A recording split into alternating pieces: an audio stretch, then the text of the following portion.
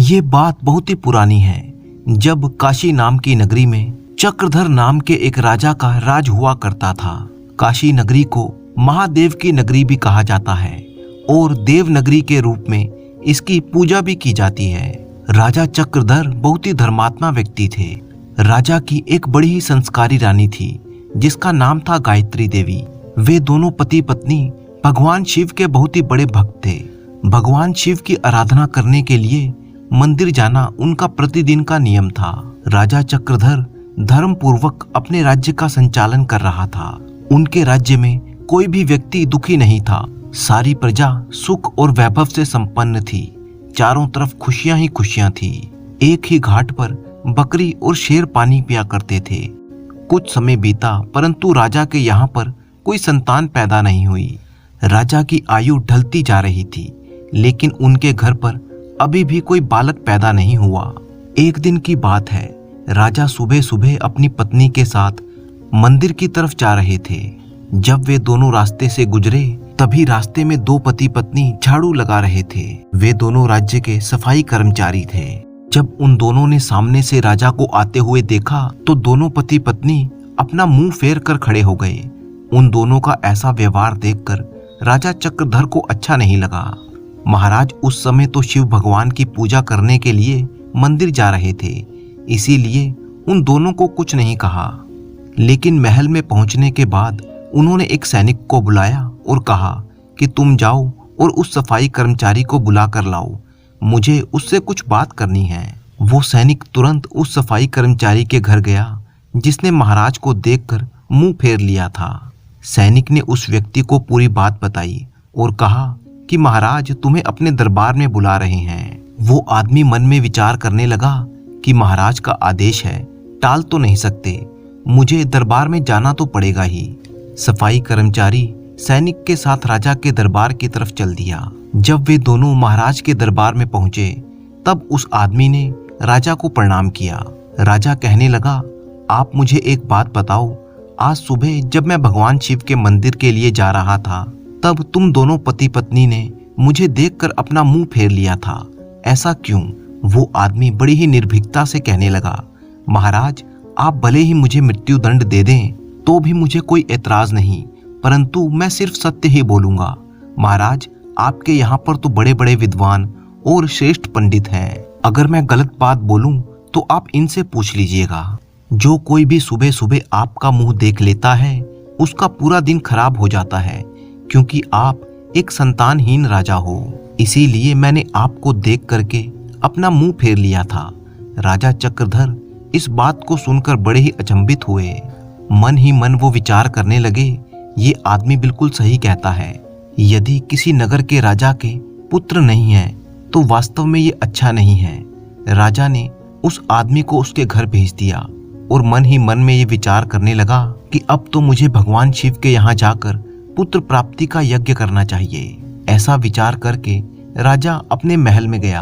अपनी रानी से कहने लगा, हमारे नगर के लोग तो हमारा मुंह देखना भी पसंद नहीं करते क्योंकि हम संतानहीन हैं। चलिए भगवान शिव के दरबार में चलते हैं और भगवान भोलेनाथ से आराधना करेंगे कि वे हमें पुत्र प्रदान करें। यही विचार करके राजा चक्रधर और उनकी रानी गायत्री दोनों शंकर भगवान के मंदिर में जाते हैं और वहां जाकर उन्होंने पुत्र प्राप्ति यज्ञ का आयोजन किया। अब राजा रानी के पुत्र प्राप्ति यज्ञ करने के बाद भी उनके यहाँ पर संतान ने जन्म नहीं लिया। राजा का पुत्र प्राप्ति यज्ञ भी निष्फल हो गया। इधर जो यज्ञ करने वाला पंडित था वो सोचने लगा कि आज तक मैंने जितने भी यज्ञ करवाए हैं मेरा कोई भी यज्ञ निष्फल नहीं हुआ। लगता है राजा के भाग्य में ही खोट है। राजा के भाग्य में भगवान ने कोई संतान नहीं लिखी, इसीलिए तो पुत्र प्राप्ति यज्ञ करने के बाद भी उसके यहाँ पर कोई संतान पैदा नहीं हुई।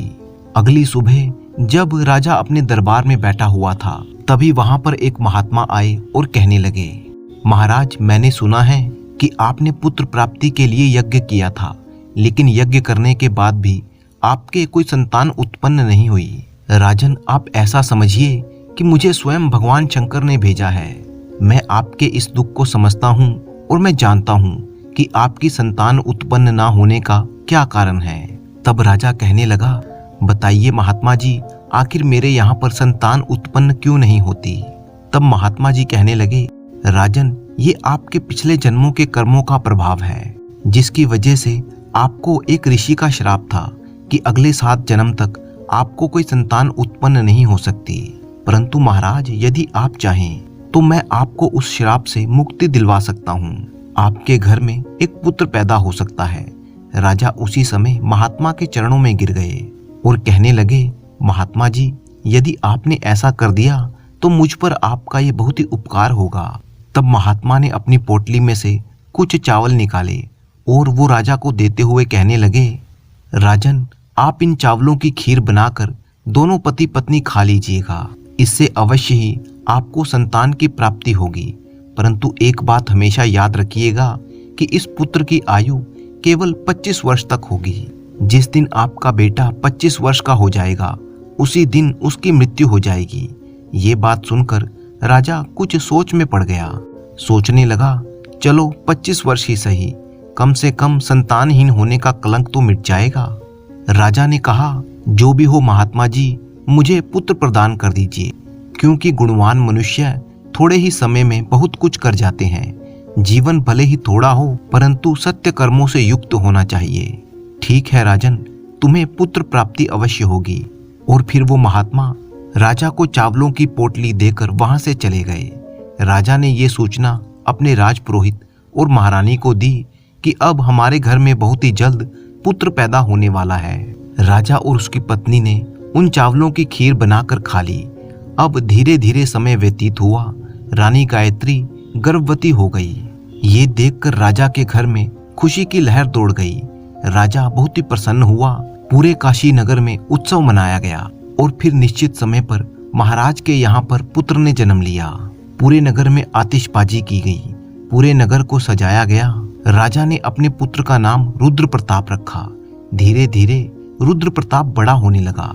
राजकुमार अपने पिता की ही तरह धर्मात्मा और ईश्वर की भक्ति करने वाला था।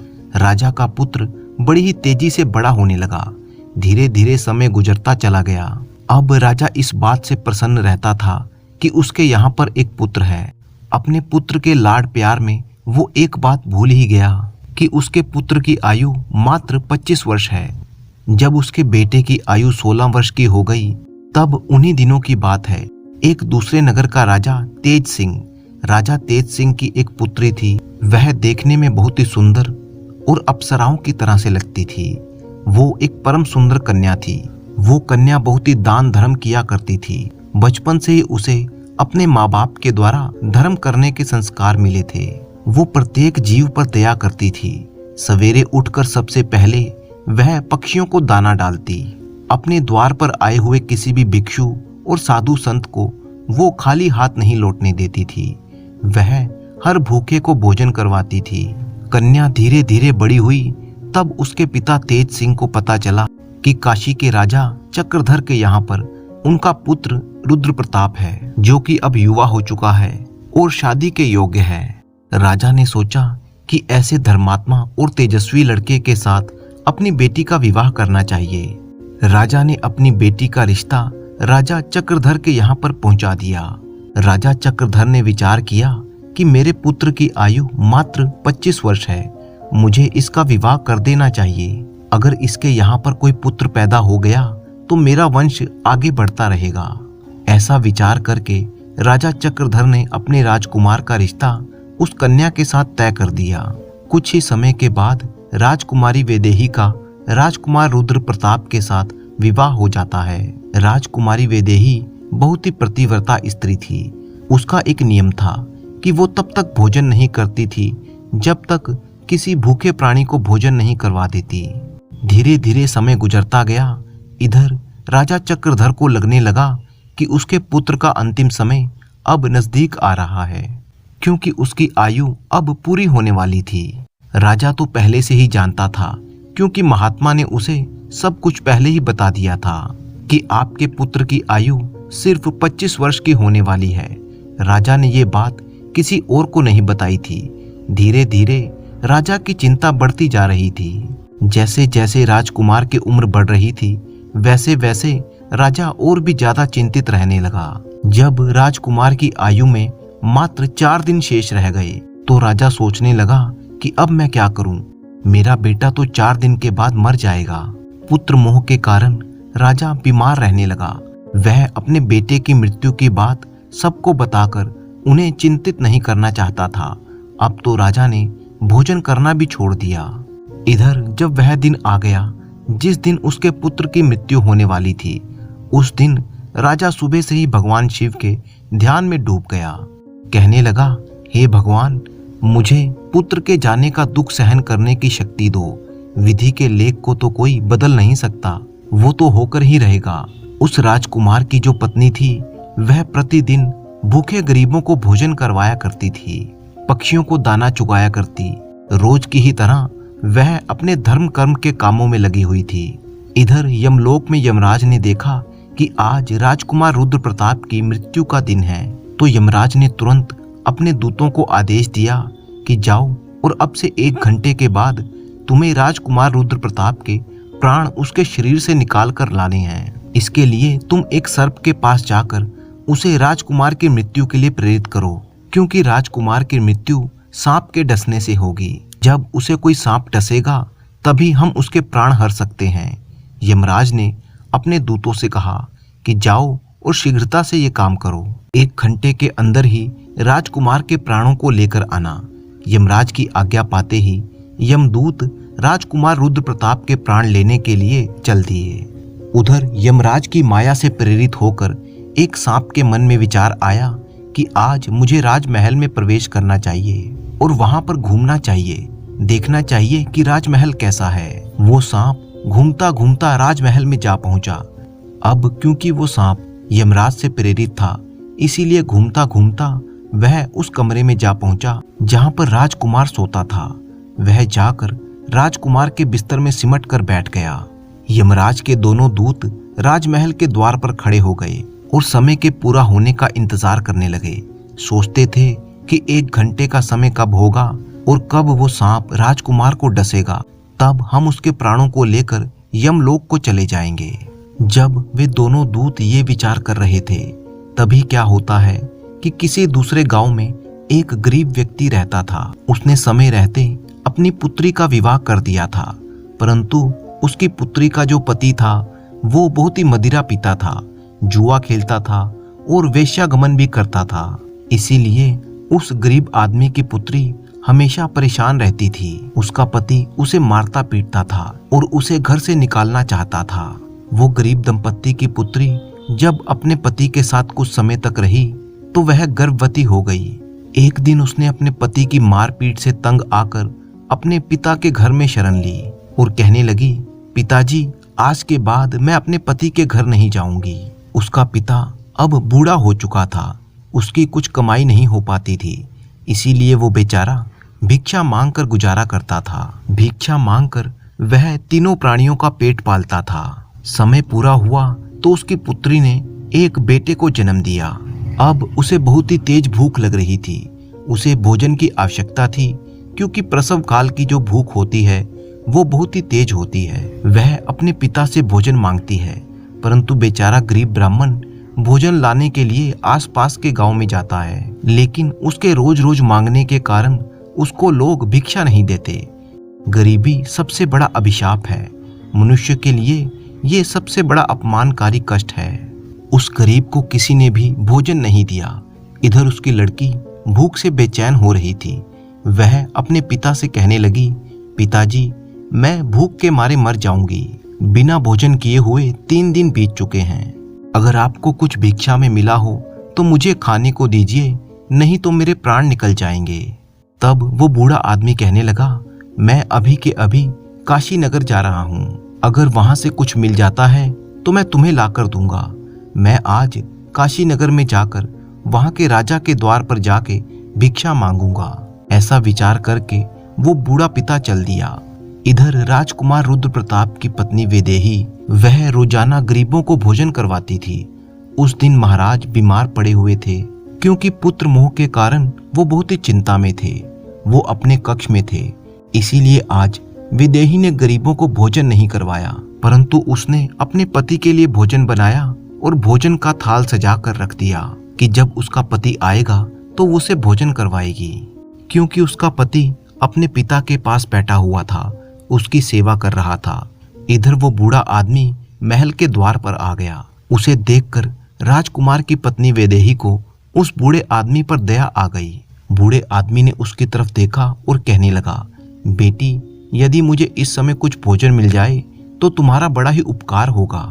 रानी ने देखा कि ये कोई गरीब आदमी है और मुझसे भोजन मांग रहा है, परंतु ये भोजन तो मैंने अपने पति के लिए बनाया है। अगर इसे मैं ये भोजन दे दूंगी तो मेरा पति क्या खाएगा। परंतु दूसरे ही पल उसके मन में विचार आया कि मेरे पति तो अभी आए भी नहीं, वो तो अपने बीमार पिता के पास बैठे हैं। तब तक मैं ये भोजन इस गरीब आदमी को दे देती हूँ। जब मेरे पति वापस आएंगे तो उनके लिए मैं और भोजन बना दूंगी। ऐसा विचार करके रानी वैदेही ने अपने पति के लिए बनाया हुआ भोजन उस गरीब ब्राह्मण को दे दिया। भोजन का थाल लेकर वो गरीब ब्राह्मण जल्दी से चलता हुआ अपने गांव की तरफ निकल गया। भोजन लेकर वो अपने घर पर आया, क्योंकि उसकी पुत्री 3 दिन से भूखी थी। अब उधर क्या हुआ कि महल में राजा का पुत्र, जो अपने पिता की देखभाल करने के बाद वापस अपने कक्ष में आ रहा था, और 2 यमदूत महल के बाहर खड़े हुए उसके प्राण निकलने का इंतजार कर रहे थे, और वो नाग बिस्तर पर लेटा हुआ राजकुमार का इंतजार कर रहा था। बूढ़े आदमी ने भोजन ले जाकर अपनी पुत्री को दे दिया। इधर राजकुमार रुद्र प्रताप चलता चलता अपने कक्ष की तरफ जा रहा था। यमदूत सोच रहे थे कि अब कुछ ही क्षण बचे हैं, जैसे ही वो नाग राजकुमार को डसेगा तो हम उसके प्राण निकाल कर ले जाएंगे। बूढ़े आदमी ने वो भोजन अपनी लड़की को दिया। लड़की पूछने लगी, पिताजी, ये भोजन आप कहाँ से लाए हैं? लड़की के पिता ने कहा, बेटी, ये भोजन मुझे महारानी ने दिया है। यहाँ के राजा की जो पुत्र वधू है वो बहुत ही दयालु है, उसने मुझ पे दया करके ये स्वादिष्ट भोजन मुझे दे दिया। भोजन को देखकर लड़की की आत्मा से आशीर्वाद निकलने लगा। वह भगवान से प्रार्थना करने लगी कि हे भगवान, जिसने भी ये भोजन दिया है उसका सुहाग अमर हो जाए, वह सदैव सौभाग्यवती बनकर रहे।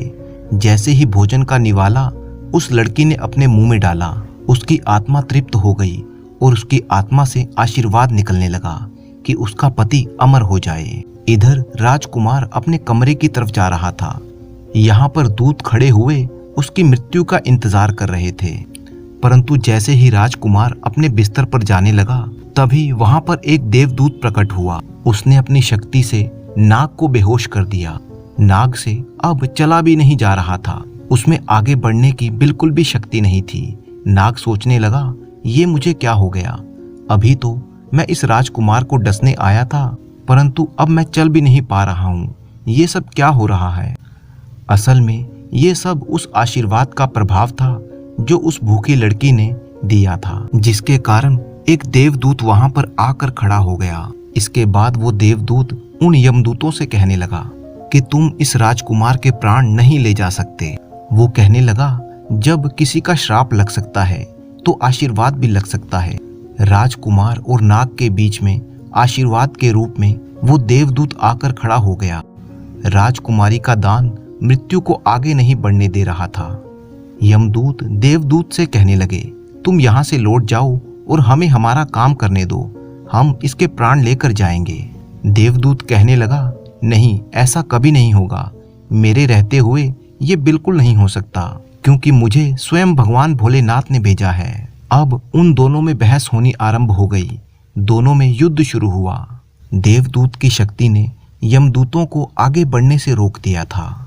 यमदूत हार मान गए और वापस यमलोक को गए। दूतों ने जाकर यमराज से कहा कि महाराज, हम उसके प्राण नहीं ले पाए। यमराज कहने लगे, ये कैसी विडंबना है, तुम लोग खाली हाथ क्यों वापस लौट आए? तब यमदूत कहने लगे, स्वामी, उसके प्राणों को लेने के लिए हम गए थे, लेकिन बीच में एक देवदूत आकर खड़ा हो गया और उसके सामने हमारा कोई जोर नहीं चल पाया। यमराज कहने लगा, ऐसी कौन सी बड़ी ताकत है जो मृत्यु के मार्ग में रोड़ा बन रही है? यमदूतों ने बताया, स्वामी, एक तो उसके दान की शक्ति और आशीर्वाद की शक्ति, जिसने देवदूत को और भी शक्तिशाली बना दिया है। यमराज कहने लगे, तुम लोग रहने दो, लगता है मुझे ही उसके प्राण लेने के लिए धरती लोक पर जाना पड़ेगा। और फिर यमराज स्वयं धरती लोक की तरफ चल दिए। और राजा के महल में प्रकट हुए।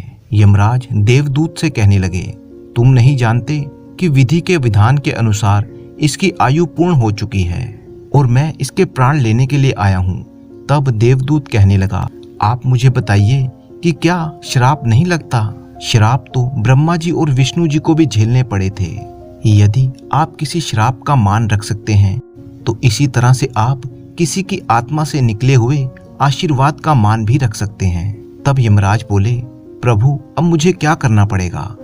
आप इस राजकुमार की आयु 110 वर्ष कर दीजिए और उसके बाद ही आप इसके प्राण लेने के लिए आइएगा। यही भगवान शंकर का भी आदेश है। ये सुनकर यमराज ने राजकुमार की आयु 110 वर्ष कर दी। इसके बाद यमराज वापस यमलोक लौट गए और इस तरह से एक भूखे को दान देने पर राजा की औलाद पर आई हुई मृत्यु भी टल गई। सच ही कहा गया है कि अन्न का दान सबसे बड़ा दान है। किसी भूखे को दिया गया अन्न एक महायज्ञ के बराबर है। महाराज सुमेर सेन का बेटा पृथ्वी, उनके मंत्री का बेटा विक्रम और कोतवाल का बेटा आनंद, तीनों में बहुत ही गहरी दोस्ती थी। वो अक्सर अपना वक्त एक ही साथ गुजारते थे। एक दिन की बात है, तीनों दोस्त एक कमरे में शतरंज खेल रहे थे। खेल बहुत ही दिलचस्प चल रहा था कि एक मोहरा गुम हो गया। सारे कमरे की तलाशी ली गई, एक एक चीज को उलट पुलट कर देखा गया, मगर शतरंज का मोहरा नहीं मिला। जाहिर था कि मोहरा उन तीनों में से किसी एक के पास था, मगर तीनों इस बात से इनकार करते रहे। एक दूसरे की तलाशी लेने को वो तैयार ना थे। पृथ्वी ने कहा, मोहरा गुम हुआ, अगर कमरे में नहीं है तो कहाँ पर गया? तीनों दोस्तों ने फैसला किया कि नगर के कोतवाल यानी आनंद के पिता से इस बात की खोज करवाई जाए। जब वो कोतवाल के पास पहुंचे तो कहने लगे, हम तीनों शतरंज खेल रहे थे कि हमारा एक मोहरा गुम हो गया। सारा कमरा छान मारा मगर मोहरा नहीं मिला। ये तो पक्की बात है कि मोहरा हम तीनों में से किसी एक के पास है। आप बताइए कि मोहरा किसके पास है? बस एक बात का ध्यान रखें कि जिसके पास भी मोहरा हो उसका नाम ना लिया जाए, क्योंकि इससे उसकी बेइज्जती हो जाएगी। कोतवाल ने जब सारा माजरा सुना तो ये सलाह दी कि बेहतर यही होगा कि जिसके पास भी मोहरा है वो दे दे। वो तीनों एक साथ बोले कि नहीं, इसका फैसला तो आपको ही करना होगा। कोतवाल ने जान लिया कि इस बात का फैसला करना बड़ी ही टेढ़ी खीर है, इसीलिए उसने समय ना होने का बहाना बनाया और कहा कि वो तीनों मंत्री से इस बात का फैसला करवा लें। मंत्री के पास जाकर उन तीनों ने अपना किस्सा कह सुनाया। मंत्री समझ गया कि तीनों का ये मामला बड़ा ही पेचीदा है, इसीलिए उसने उन तीनों को महाराज सुमेर सेन के पास जाने की सलाह दी और कहा कि ये उसके अलावा किसी और के बस की बात नहीं है। वो तीनों राजमहल में पहुंच गए और महाराज के पास जाकर अपनी सारी बात कह सुनाई। बात सुनकर राजा ने कहा, ये कौन सी बड़ी बात है? तुम में से जिसने भी मोहरा लिया है वो सामने रख दे। मेरे पास इन बेकार बातों के लिए समय नहीं है। तीनों के कहने पर राजा ने अपने न्याय अधिकारी को आदेश दिया कि वो तीनों का फैसला करे। इसीलिए न्याय अधिकारी ने तीनों दोस्तों को अपने घर पर बुला लिया। न्याय अधिकारी तीनों की बात सुनकर बड़ा ही सोच में पड़ गया। तभी उसकी बेटी कमरे में दाखिल हुई। अपने पिता को परेशान देखकर उसने पूछा, पिताजी किस बात की उलझन है? आप बड़े ही बेचैन दिखाई दे रहे हैं। न्याय अधिकारी ने सारा माजरा उसे कह सुनाया।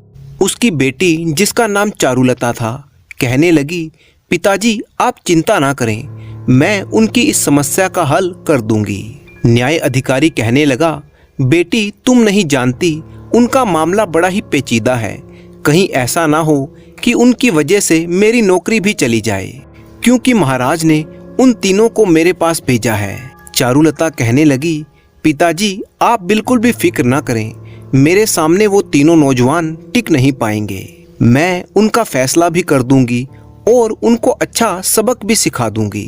न्याय अधिकारी ने कहा, बेटा ऐसा बिल्कुल मत करना, वो तीनों कोई साधारण लड़के नहीं हैं। सारा राज दरबार उनके आगे सिर झुकाता है। बेहतर यही होगा कि तुम इस मामले में दखल ना दो। मैं खुद ही कोई तरकीब सोचकर सारा मसला हल कर लूँगा। बेटी ने कहा, आप निश्चिंत रहें पिताजी, मैं बहुत ही सोच समझकर फैसला सुनाऊंगी। 4 दिन बाद वो तीनों दोस्त न्याय अधिकारी के घर पर पहुंच गए।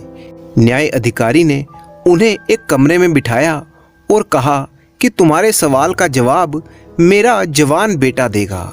इसके बाद एक नौजवान कमरे में आया। असल में वो नौजवान चारुलता थी, जो एक पुरुष की पोशाक में वहां पर अपना रूप बदल कर आई थी। उसके आते ही तीनों दोस्त टकटकी लगाकर उसे देखने लगे।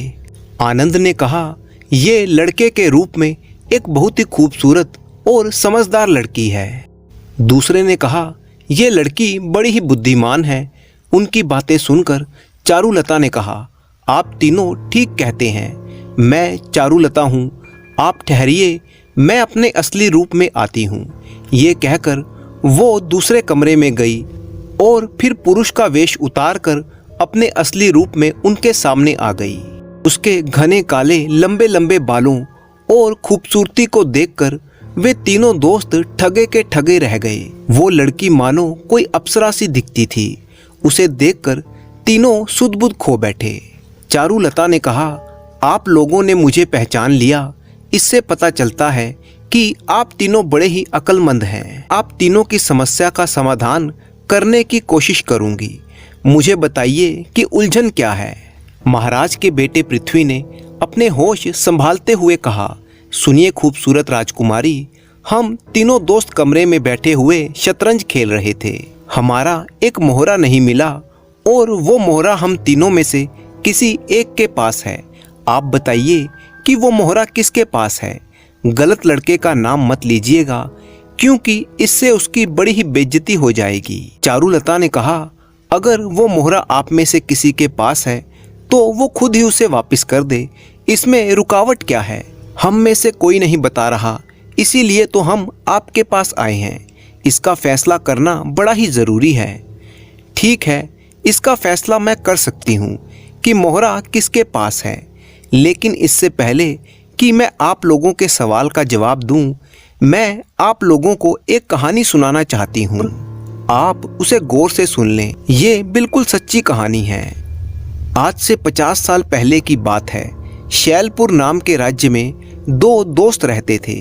एक नगर सेठ का बेटा त्रिलोचन और दूसरा सरपंच का बेटा मनोहर। दोनों दोस्तों में बचपन से ही बड़ा प्यार था। दोनों बचपन से एक साथ ही खेले और पढ़े। एक साथ ही वो दोनों जवान हुए। दोनों दोस्त जब तक एक दूसरे को ना देख लेते थे तो उन्हें चैन ना आता था। दोनों दोस्त बहुत ही शरीफ, बहादुर और जाबाज थे। दोनों में इतना प्यार था कि मानो वो 2 शरीर और एक जान थे। त्रिलोचन अपने पिता के व्यापार में उनका हाथ बटाता था। साथ ही साथ उसे चित्रकारी करने का भी बड़ा ही शौक था। दूसरी तरफ मनोहर वैसे तो पिता के साथ खेती बाड़ी करता था। उन दिनों माघ के महीने में गंगा नदी के किनारे पर एक बहुत ही बड़ा मेला लगता था, जिसमें आसपास के शहरों, नगरों और राज्यों से लोग आते थे। इसके अलावा बहुत से व्यापारी वहां पर अपना माल बेचने आते थे। साधु सन्यासियों की वहां खूब भीड़ रहती थी। लोग गंगा में स्नान करते, साधु सन्यासियों के दर्शन करते और मेले का मजा उठाते। मेले में व्यापारियों की दुकानों के अलावा करतब दिखाने वाले भी आते थे। यहाँ तक कि ठग और चोर भी इसी मेले में पहुँच जाते थे। छोटे बच्चों से लेकर बूढ़े तक, औरत और मर्द सभी इस मेले में आते थे। बड़े बड़े तलवारबाज और तीरंदाज दूर दूर से आकर वहां पर अपना जौहर दिखाते थे। रात के समय पूरा इलाका दियों की रोशनी से जगमगा उठता था। तरह तरह के खेल तमाशा दिखाने वाले अपने हैरत अंगेज कारनामे दिखाकर लोगों का दिल जीत लेते थे। लोग महीनों से इस मेले का इंतजार करते थे और इसमें शामिल होते थे। त्रिलोचन का पिता भी हर साल मेले में अपनी दुकान सजाता था और अपना माल बेचता। दोनों दोस्त त्रिलोचन और मनोहर भी हर साल मेला घूमते और मजा उठाते। एक दिन त्रिलोचन का पिता बीमार हो गया और उसने अपने बेटे को आदेश दिया कि इस साल त्रिलोचन दुकान पर बैठे। इस तरह दोस्तों की ये जोड़ी मेला इकट्ठा ना देख सकी और मनोहर अकेला ही देखता रहा। फिर घूम फिर कर वो अपने दोस्त त्रिलोचन की दुकान पर आ जाता। एक शाम की बात है, मनोहर घूम फिर कर मेले से वापस आया तो बेहद ही परेशान और चिंतित था। त्रिलोचन ने पूछा, क्या बात है दोस्त, क्या परेशानी है? मनोहर बोला कि उसने एक बहुत ही सुंदर लड़की को मेले में देखा है। देखते ही वो उसकी सुंदरता का कायल हो गया और अब उसके बिना जिंदा रहना मनोहर के लिए नामुमकिन है। दोस्त की हालत जानने के बाद त्रिलोचन ने दुकान बंद कर दी और मनोहर को साथ लेकर उस लड़की को मेले में खोजने लगे। उन दोनों ने मेला खत्म होने तक हर जगह लड़की को तलाश लिया, मगर वो लड़की कहीं नजर ना आई। लाचार होकर दोनों दोस्त वापस लौट आए। अगले दिन वो फिर से उस सुंदर लड़की को ढूंढने के लिए निकल पड़े, मगर मायूसी के सिवा उन्हें कुछ भी हाथ ना लगा। वो दिन भी आ गया जब मेला खत्म हो गया, लोग अपने अपने घरों को लौट गए। त्रिलोचन ने मनोहर को तसल्ली देते हुए कहा कि उस लड़की का हुलिया बताए। मनोहर उसका हुलिया बताने लगा और त्रिलोचन, जो कि चित्रकारी में माहिर था, वो लड़की की तस्वीर बनाता रहा। जब तस्वीर तैयार हो गई तो मनोहर ने कहा कि इस तस्वीर में केवल 2 कमियां रह गई हैं। उस लड़की के निचले होंठ के दाईं तरफ एक तिल का निशान था और दूसरे उसके बालों की एक लट उसके माथे पर गिरी हुई थी। त्रिलोचन ने ये दोनों चीजें बना दी तो मनोहर बोला कि अब ये उसी लड़की की तस्वीर है। त्रिलोचन ने अपने दोस्त से वादा किया कि जब तक वो इस लड़की का पता नहीं लगा लेगा वो चैन से नहीं बैठेगा।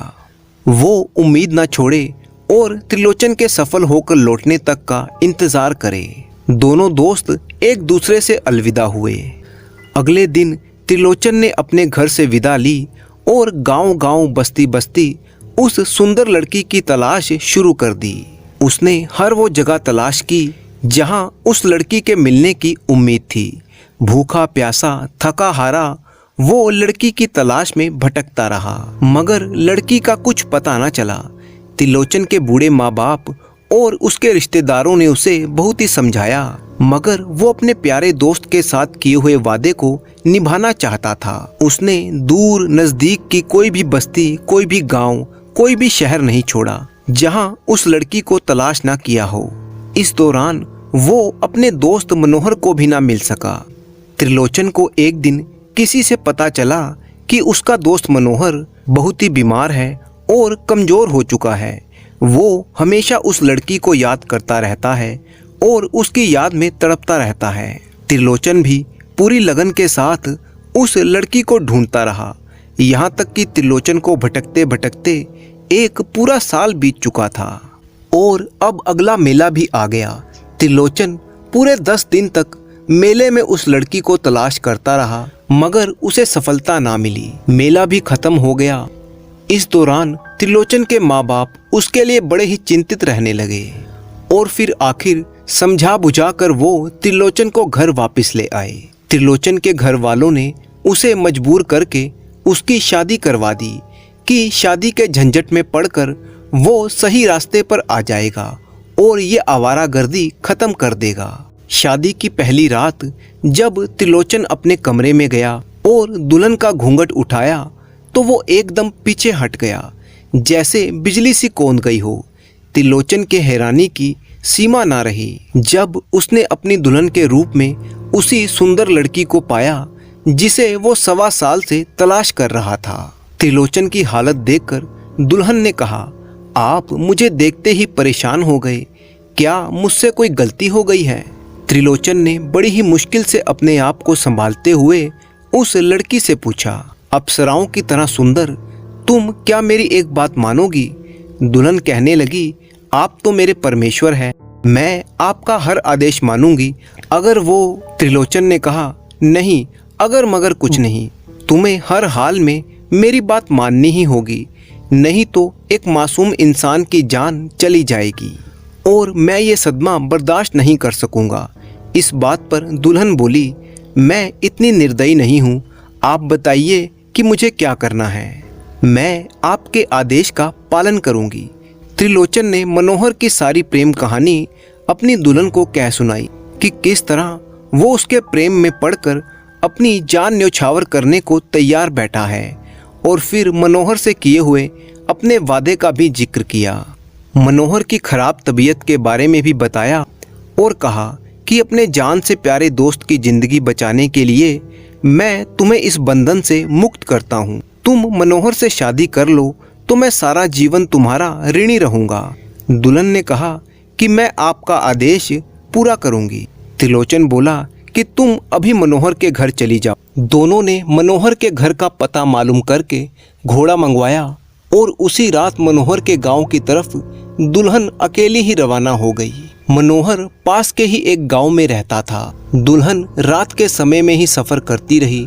रास्ते में एक जगह वो एक सुनसान जगह से गुजर रही थी कि तभी दो राहगीर अचानक उसके सामने खड़े हो गए। उन्होंने लड़की को ललकारा तो लड़की रुक गई। वो राहगीर जब नजदीक पहुंचे तो ये देखकर दंग रह गए कि दुल्हन के रूप में एक इतनी सुंदर लड़की कीमती कपड़े जेवरों से लदी हुई इतनी रात को अकेले सफर कर रही थी। वो उसे पकड़कर अपने सरदार के पास ले गए। लड़की ने इस पर किसी भी किस्म की कोई हिचकिचाहट नहीं की। सरदार ने देखा कि एक बेहद खूबसूरत लड़की दुल्हन के रूप में उसके सामने खड़ी थी। वो बोला, अरे सुंदरी, तुम्हारे कपड़ों से मालूम होता है कि तुम्हारी नई नई शादी हुई है। ऐसी हालत में अकेले सफर करना मेरे ख्याल से ठीक नहीं है। आखिर ऐसी कौन सी मजबूरी थी जिसके कारण तुम्हारे घर वालों ने तुम्हें ऐसा करने की इजाज़त दे दी।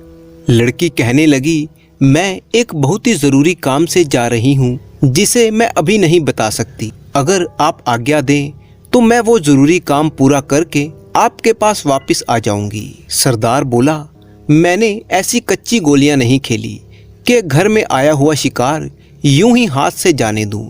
लड़की ने कहा, आप बेशक ठीक कहते हैं, मगर मैं वचन देती हूँ कि कल शाम से पहले पहले मैं इससे भी ज़्यादा कीमती जेवर, नकदी और कपड़े लेकर आपके सामने हाजिर हो जाऊंगी। लेकिन इस वक्त अगर मैं ना गई तो हो सकता है कि किसी की जिंदगी चली जाए। मैं डर के मारे ये बात नहीं कहती।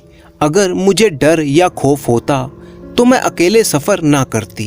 लुटेरों का सरदार लड़की की दिलेरी से बहुत ही प्रभावित हुआ और कहने लगा, चलो तुम्हारी ये बात भी मान कर देख लेता हूँ। अपने आदमियों से कहता हूँ कि तुम्हें तुम्हारी मंजिल तक छोड़ आए।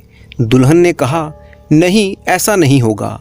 मैं अकेली ही सफर करूंगी और आपसे किया हुआ वादा पूरा करूंगी। दुल्हन वहां से चलकर सीधी मनोहर के घर पर पहुंची और मनोहर से मिलने के लिए उसके कमरे में गई। मनोहर ने जब उस खूबसूरत लड़की को देखा कि उसके सामने उसके सपनों की राजकुमारी खड़ी थी, वो बस एक टक अपनी प्रेमिका को निहारता रहा। लड़की ने खामोशी तोड़ी और कहने लगी, आपने मुझे पाना चाहा और मैं आपकी दासी बनने के लिए आपके पास आ गई। मनोहर ने जब उसके मुंह से ये बात सुनी तो कहने लगा कि ऐ परियों की राजकुमारी, तुम कौन हो और तुम्हारे कपड़े बता रहे हैं कि तुम नई नवेली दुल्हन हो। मुझे बताओ कि ये किस्सा क्या है। दुल्हन कहने लगी, आपको इससे क्या मतलब है? मैं तो सारी दुनिया को छोड़कर आपके कदमों में आई हूँ और अब सारा जीवन आपकी ही बनकर रहूंगी। यही मेरा आखिरी फैसला है। मनोहर ने कहा, बेशक मैं तुम्हारे प्यार में पड़कर जिंदगी और मौत की बाजी लगा चुका हूँ, मगर मैं ये जरूर जानना चाहता हूँ कि तुम कौन हो और तुम्हें किसने मेरे पास भेजा है। नजदीक ही पड़ा हुआ एक खंजर मनोहर ने उठा लिया और कहने लगा कि अगर तुमने मेरे सवालों का सही सही जवाब ना दिया तो मैं इस खंजर से अपनी जान ले लूंगा। ये देखकर लड़की ने असली बात मनोहर को बता दी।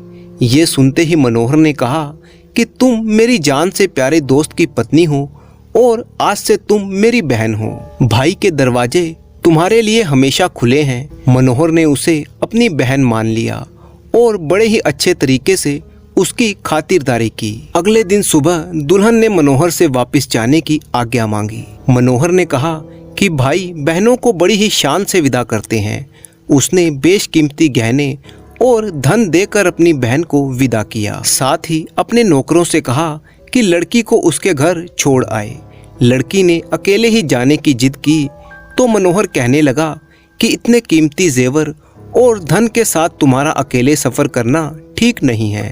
मगर लड़की अपनी बात पर अड़ी रही और किसी के साथ जाने को तैयार ना हुई।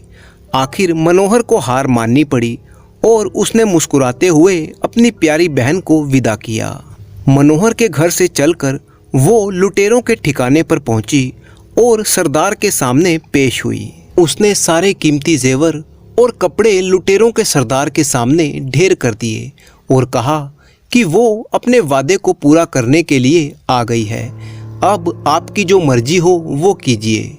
सरदार ये देखकर बड़ा ही हैरान था और सोच रहा था कि ये कैसी लड़की है, इतनी बहादुर, इतनी दिलेर और इतनी सच्ची। सरदार कभी लड़की को देखता, कभी सामने पड़े हुए बेशकीमती सामान को देखता। वो इस बारे में जितना सोचता उतना ही उलझता जा रहा था। आखिर उससे रहा ना गया और लड़की से पूछने लगा कि तुम कौन हो और ये सब क्या माजरा है। दुल्हन ने कहा, आप तो लुटेरे हैं, आपको इन सब बातों से क्या मतलब है कि मैं कौन हूँ। आप अपनी दौलत लीजिए। सरदार ने तुनक कर कहा, देखो लड़की, मैंने आज तक जिंदगी में कभी हार नहीं मानी। तुमने मेरी आत्मा को झकझोर दिया है। मैं तुम्हारी कहानी जरूर सुनूंगा। इसके बाद लड़की ने अपनी पूरी कहानी सरदार को सुना दी। सरदार बड़ी ही दिलचस्पी से उसकी कहानी सुनता रहा। जब लड़की ने अपनी बात खत्म कर दी तो सरदार कहने लगा कि मैं तुम जैसी बहादुर लड़की को अपनी बेटी बनाना चाहता हूँ और मुझे गर्व होगा कि तुम मेरी बेटी बनोगी। उसके बाद दुल्हन ने सरदार से घर जाने की बात कही। लुटेरों का सरदार कहने लगा कि बाप बेटियों को ऐसे विदा नहीं करते। दुल्हन ने कहा कि अगली सुबह उसके मायके वाले उसे लेने आने वाले हैं। तब सरदार ने उसे घर जाने की इजाज़त दे दी और बेशुमार दौलत और हीरे जवाहरात देकर अपनी बेटी को विदा किया। साथ ही वो अपने आदमियों से कहने लगा कि मेरी बेटी को उसके घर छोड़ आए। परंतु लड़की ने कहा कि मैं अकेली ही आई थी और अकेली ही चली जाऊंगी। सरदार ने बेटी के सर पर हाथ फेरते हुए उसे विदा किया। वहां से चलकर दुल्हन अपने पति के पास पहुंची। त्रिलोचन उसे देखकर भौचक्का रह गया। लड़की ने अपने पति को अपने अनोखे सफर की सारी कहानी कह सुनाई तो उसका पति ईश्वर का धन्यवाद करते हुए प्रार्थना करने लगा। चारुलता ने ये कहानी खत्म करते हुए तीनों दोस्तों पृथ्वी, आनंद और विक्रम से बारी बारी पूछा कि आप बताएं कि सबसे बड़ा बलिदान किसका है। सबसे पहले पृथ्वी ने जवाब दिया कि असली बलिदान त्रिलोचन ने किया है, जिसने दोस्त से किया हुआ वादा पूरा करने के लिए अपनी पत्नी को दोस्त के पास भेज दिया। आनंद ने कहा कि असली बलिदान मनोहर ने दिया है, जिसने उस लड़की को इतना प्रेम किया और उसे जब पता चला कि वो उसके दोस्त की पत्नी है तो लड़की को अपनी बहन बना लिया। विक्रम बोला, नहीं, वो दोनों तो आपस में गहरे दोस्त थे, तो उन्होंने अगर एक दूसरे के लिए बलिदान दिया तो किसी पर कोई एहसान नहीं किया। ये उनका कर्तव्य था। असली बलिदान तो लुटेरों के सरदार ने दिया, जो बुरे काम करने वाला था। मगर जब असलियत का पता चला तो उसने उस लड़की को अपनी बेटी बना लिया। ये एक बहुत ही बड़ा बलिदान है। चारुलता ने तीनों के जवाब सुने तो कहने लगी, मोहरा विक्रम के पास है और वो मोहरा सबके सामने रख दे। इस पर विक्रम ने मोहरा निकालकर सबके सामने मेज पर रख दिया। वो तीनों बहुत ही हैरान हुए और उन्होंने चारुलता से पूछा कि किस तरह से उसने इतनी आसानी के साथ उनका फैसला कर दिया। चारुलता ने जवाब दिया कि ये तो बड़ी ही सीधी सी बात है। एक आदमी में जो आदतें खुद होती हैं, उसी तरह की आदत वाले इंसान को वो पसंद करता है। विक्रम ने उन चोर और लुटेरों के सरदार की तारीफ की तो मैं फौरन इसके मन के विचारों को समझ गई कि एक चोर ही दूसरे चोर से हमदर्दी रख सकता है और यही असली अपराधी है। तीनों दोस्त उस अक्लमंद लड़की के फैसले से बहुत ही खुश हुए। वो तीनों लड़की की तारीफ करते हुए और धन्यवाद देकर वहां से लौट गए।